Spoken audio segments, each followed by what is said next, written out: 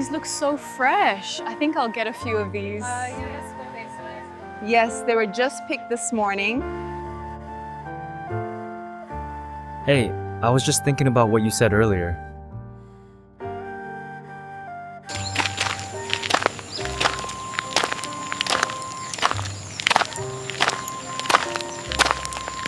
Did you hear about the new trail they're opening? Yeah, so yan was a while Right. Yeah, I'm thinking of checking it out this weekend.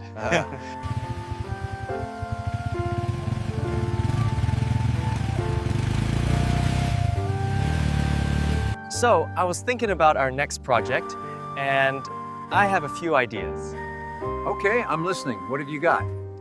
We're out here today, gonna see what this thing can really do on the trails.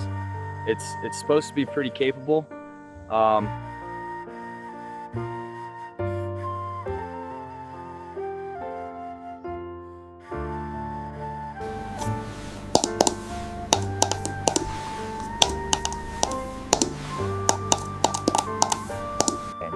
So what are your thoughts on the latest market trends?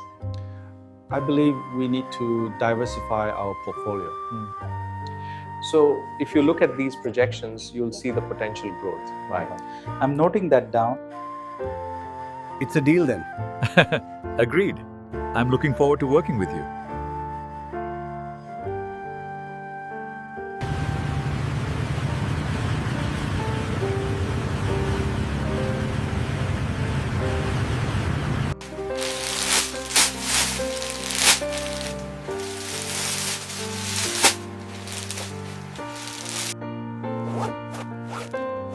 I'm so glad we came here. They have such great stuff. Here you go. I think these will look great on you. What do you think about this design concept? I like the color palette, but maybe we can simplify the layout a bit.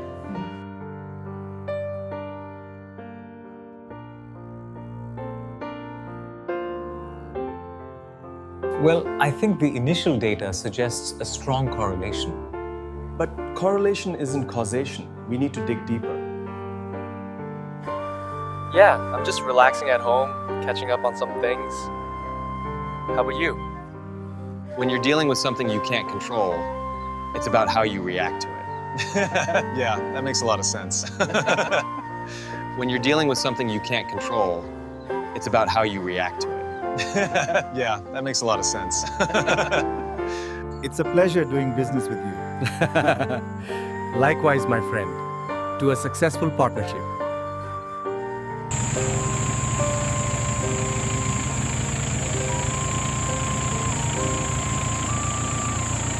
The sun spilled its pale light across the narrow streets, glinting off tin roofs and dust rising from the morning traffic.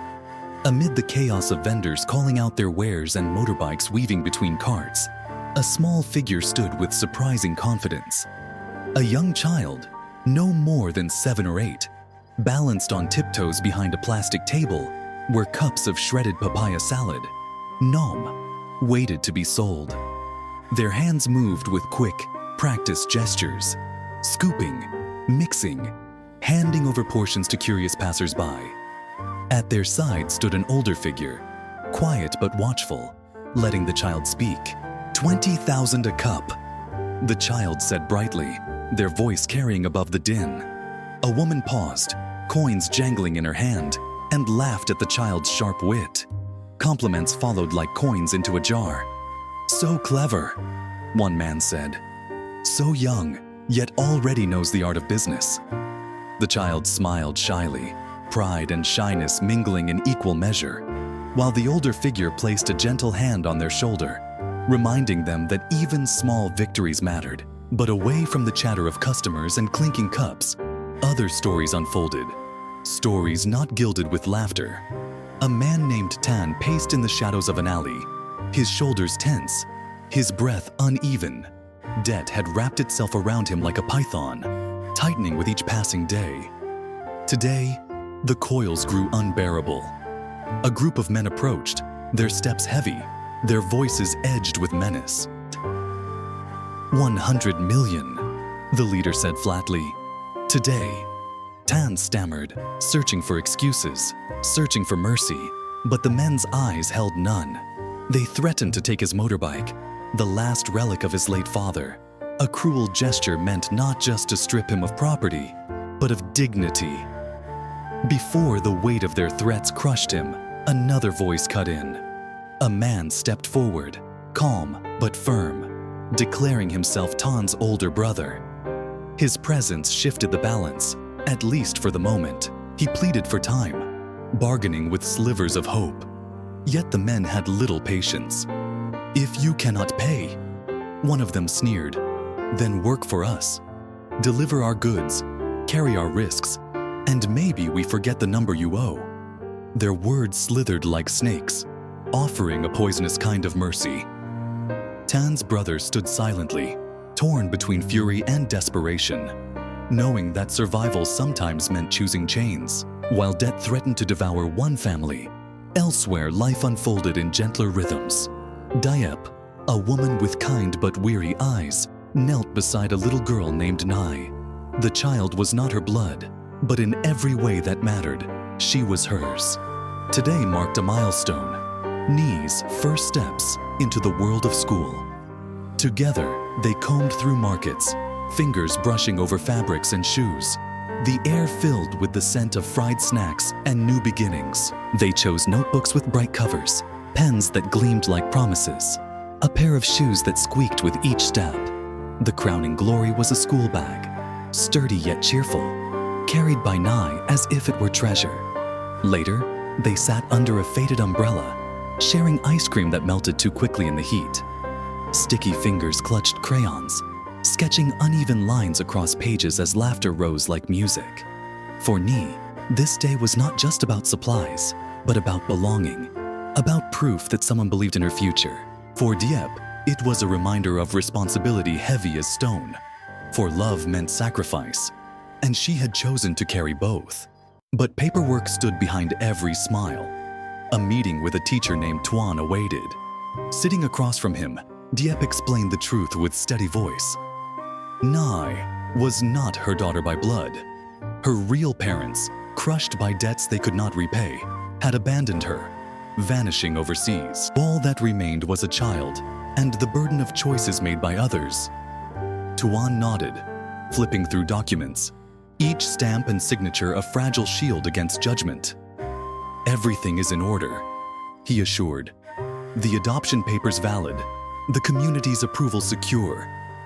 And with new government policy, tuition fees are waived. NHE's future is hers to claim." Relief softened Diep's face, gratitude spilling into words she struggled to shape. Yet, not every man facing debts found such grace. Lin, a young man bound by the weight of his brother's reckless borrowing, sat alone with a decision that could poison his soul. The same men who circled Tan had come to him with an offer, 100 million erased. If only he would sabotage a project that sustained his company and his community. The choice gleamed darkly. Freedom purchased with betrayal.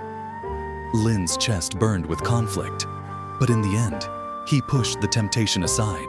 Better to endure chains honestly than to break others for his own release.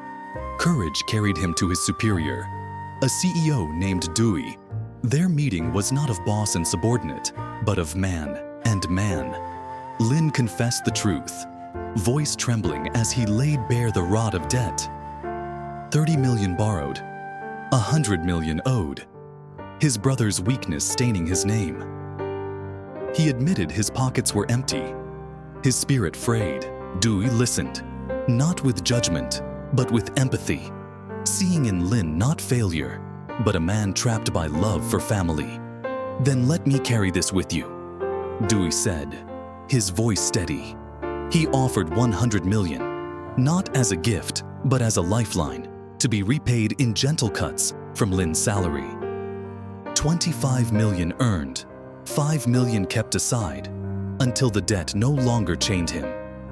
And half the sum, Dui declared, would stand as a reward for Lin's loyalty, for his hands that had built not just houses, but trust. Lin's eyes burned with tears, gratitude raw in his chest. He bowed his head, not in shame, but in reverence. For rarely does a man find a friend in the shape of a leader. As evening settled, a different picture unfolded. Nhi stood before a mirror, her new school bag resting proudly against her back. Her eyes sparkled with the light of 1,000 dreams. Diep knelt, adjusting straps, smoothing hair, her heart swelling with equal parts pride and fear. At the door stood Dewey, papers in hand, confirming what love had already sealed. "She is yours now, Diep," he said, "not by law alone, but by choice. Sign here, and the world will know what she already feels, that she has a mother." And so the night ended not with despair, but with hope. A child ready to face the world, a mother ready to protect her, a leader ready to carry burdens not his own. Yet, in the shadows lingered debts, whispers, threats waiting for their chance to strike. For though beginnings are sweet, every dawn carries with it the weight of battles yet to come. The morning of Nhi's first school day arrived with the sound of roosters echoing across the narrow alleys and the scent of rice porridge steaming on the stove. Diep woke before dawn, her heart restless, yet filled with anticipation. She tiptoed into the small bedroom where Nhi slept, curled under a thin blanket, her new school bag hanging proudly on the wall. For a moment, Diep just stood there, drinking in the sight of innocence untouched by the harsh edges of the world. She whispered a silent vow that no matter how heavy the burdens grew, she would shield this child from harm. When Nhi stirred awake, her eyes widened at the sight of her neatly folded uniform. She dressed with clumsy excitement, tugging at buttons, misplacing socks, her laughter bubbling through the little house. Diep brushed her hair carefully, fingers lingering as though trying to memorize the texture of hope itself. Outside, Dewey waited by the doorway, his tall figure softened by the early light. He carried a thermos of warm tea and a quiet smile. For this morning, he was not CEO, not benefactor, but something far simpler. Family. The walk to school felt like a procession. Nhi skipped between Diep and Dewey, clutching their hands, her eyes wide as she passed shops, vendors, motorbikes roaring. Each step was a milestone. Each glance from strangers a reminder that this child was no longer invisible. At the school gates, Teacher Tuan greeted them, his expression kind. "Welcome, little one," he said, bending to meet Nhi's eyes. She clutched her bag tighter, shy but radiant. Diep's chest swelled with pride as she signed the final papers. Each stroke of the pen a declaration that Nhi would never again face abandonment. While the schoolyard rang with laughter, another corner of the city echoed with darker tones. Lin walked through the factory floor, his body weary, yet his mind steadier than before. Dewey's generosity had lifted the heaviest chains, yet the scars of debt still lingered. Each paycheck reminded him of what had been lost, each repayment a reminder of his brother's mistakes. Yet for the first time, he felt the path forward was not a cliff, but a road. He worked harder than ever, driving nails, supervising crews, ensuring no crack marred the houses they built. His colleagues noticed, whispering that Lin seemed changed, as if a hidden weight had transformed into fuel. Still, shadows lingered. The men who had once cornered Tan did not vanish. Their eyes searched for new prey. Rumors spread of them circling the construction sites, watching workers leave at dusk, waiting for opportunities to tighten their grip. Lin knew that walking away from their offer had painted a target on his back. He had defied them, chosen integrity over survival, and men like that did not forgive easily. Some nights he felt their gaze on him, unseen but undeniable. Yet each time fear rose, he remembered Dewey's words. "You are not alone in this fight." Back at the small house, Diep faced her own battles. Nhi returned from school flushed with stories of classmates who shared snacks, of teachers who praised her neat handwriting. Each tale filled Diep with joy, yet also with the sharp reminder that childhood came with costs. Shoes would wear thin, notebooks would fill too quickly, lunches would need coins she did not always have. She tried to hide her worries, But late at night, when Nhi had fallen asleep, she sat at the table, fingers tracing the bills stacked too thinly. Dewey offered help, of course, always with gentle insistence. But Diep's pride wrestled with acceptance. She had endured abandonment, poverty, and judgment. Taking charity felt like surrender. One evening, as rain hammered the tin roof, Dewey stopped by with groceries. He found Diep staring at the leaking ceiling, a bucket catching drops. Without a word, he climbed up, patched the gap, and returned soaked but smiling. "You shouldn't always wait until things break," he teased lightly. She stared at him, something unspoken in her eyes. Finally, she whispered, "I am afraid that if I lean on you too much, I will forget how to stand." His expression softened. "And I am afraid that if you never lean on me, you will break when you do not have to. Standing alone is strength, but standing together is family." The word hung between them. Family, heavier than any storm. For Diep, it was both a promise and a risk. For her life had been marked by departures. Could she trust that this man would stay? That his support was not fleeting kindness, but lasting commitment? She did not answer. But when he left, she noticed the steady warmth his presence left behind, more comforting than the patched roof. Meanwhile, Lin's gratitude deepened into loyalty. He worked late into the night, often alongside Dewey, who never treated him as lesser. One night, as they reviewed blueprints by lantern light, Lin said quietly, "I would have lost everything without you." Dewey looked at him firmly, "Then promise me this. Never again will you let despair make you consider betraying yourself. Money can be lost and earned again. Integrity, once broken, never returns." Lin nodded, the words etching themselves into his bones. But threats were not gone. The debt collectors had begun to whisper about Nhi, about Diep, about vulnerabilities they could exploit. One man muttered that perhaps debts could be collected not in money, but in leverage. Fear pressed upon those too pure to fight back. When word of this reached Lin through a trembling informant, he rushed to Dewey, breathless, warning him of the dangers circling the family they both now cherished. Dewey's eyes darkened, not with fear, but with resolve. "They will not touch her," he said, meaning Diep, meaning Nhi, meaning the fragile hope they had built together. And in that moment, Lin realized that his debt to Dewey was no longer financial. It was a bond forged in shared struggle, sealed by the promise of protection. As days passed, Nhi blossomed at school, her laughter ringing louder, her drawings filling Diep's walls. Lin worked harder, Dewey strategized further, and Diep tried to weave a sense of normalcy from threads frayed by shadows. Yet all knew the story was only at its middle. Debt, danger, and choices still waited beyond the horizon, ready to test them again. And so the chapter closed not with finality, but with tension. A child's innocent dreams held against the encroaching storm. A mother's determination tested by pride. A worker's integrity weighed against threats. And a leader's quiet vow to protect them all. The city's nights carried a pulse of their own, an undercurrent of neon lights and whispers that never quite reached silence. In those shadows, danger found its voice. The men who once cornered Tan gathered again, their laughter sharp, their plans darker. They spoke not only of debts unpaid, but of opportunities. Diep, the single mother, vulnerable. Nhi, the adopted child, easy prey. Their words dripped with cruelty. If money could not be squeezed from one man, fear could be harvested from another. Unaware of the storm building, Diep focused on small victories.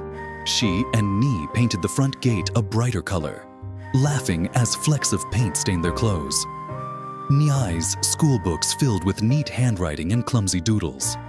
At night, Diep listened to the rhythm of her daughter's breathing and dared to dream of stability. Yet, beneath the surface, worry gnawed at her.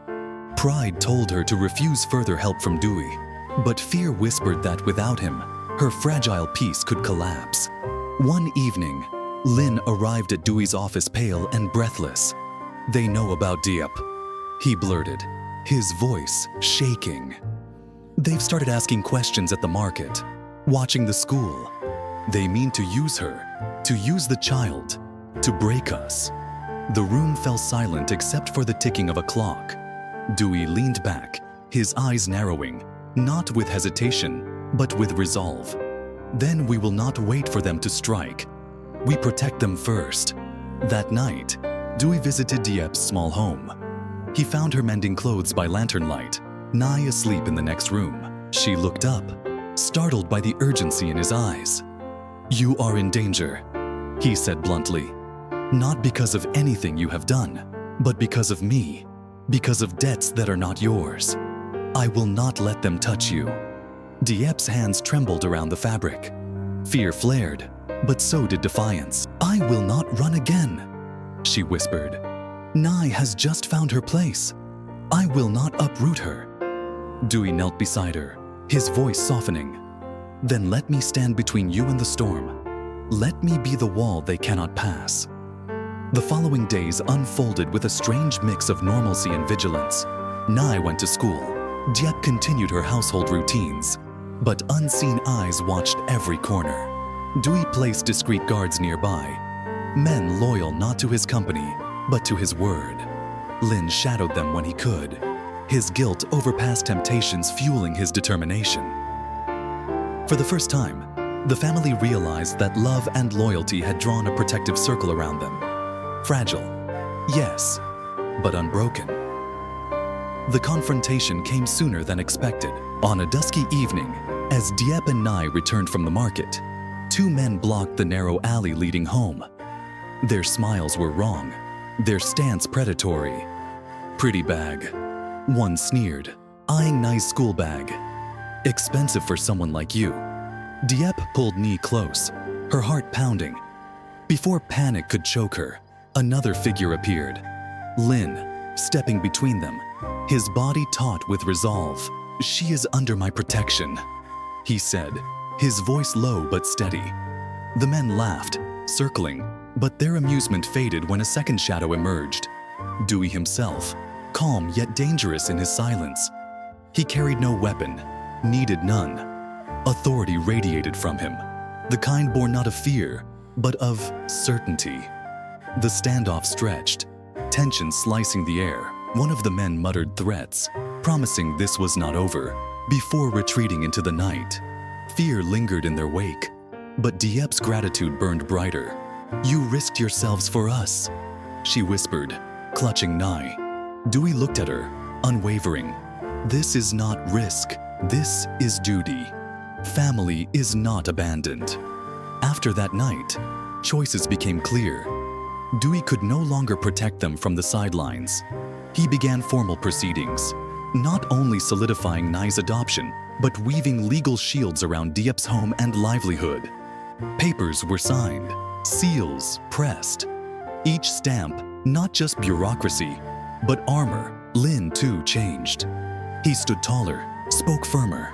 No longer the man bowed by debt, but one reborn by loyalty and trust.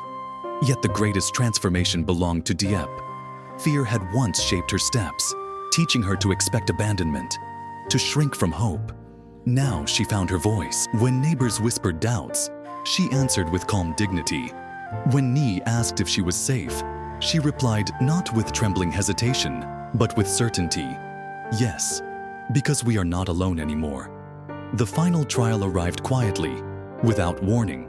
The debt collectors, desperate after losing their grip, attempted one last act of intimidation, cornering Lin late one night, knives glinting in the dim light. But this time, Lin did not stand alone.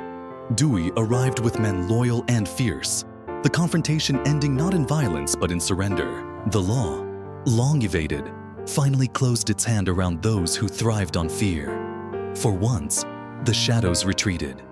In the aftermath, life did not become perfect. Bills still came. Work remained hard, and memories of fear lingered. But there was peace, fragile, yet real. Nhi continued to thrive at school, her drawings brighter, her laughter freer. Lin repaid his debts, not just in money but in loyalty. His bond with Dewey unshakable. And Diep, for the first time, allowed herself to believe in tomorrow. One evening, as the family gathered around a simple meal, Nhi looked up with innocent clarity. "Are we a family now?" she asked. The room fell quiet, hearts tightening. Diep reached across the table, taking Dewey's hand in hers, then Lin's. Her eyes shimmered, but her voice was steady. "Yes, we are. Not because of papers or money, but because we choose each other, and we will keep choosing. Every day." Outside, the city continued to roar with chaos, debts, and shadows. But inside that small home, light glowed warm and defiant. For once, survival was not the end of the story. It was the beginning of something greater. Hope stitched together by love, loyalty, and the courage to believe that even in a world of betrayal, a family could be forged, unbroken.